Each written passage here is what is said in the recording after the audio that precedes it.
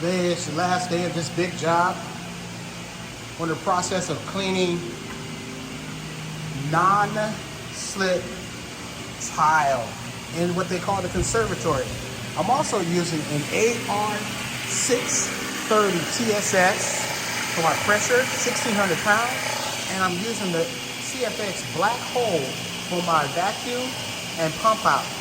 This right here is a powerful system. It works awesomely. Just right here, very compact and will clean. I added, I'm sure I can add more, but I added a 50-foot hose, solution line, and vacuum. And I'm using the turbo wash, or the turbo spinner, I'm sorry, with 1,600 pounds of pressure. Watch this.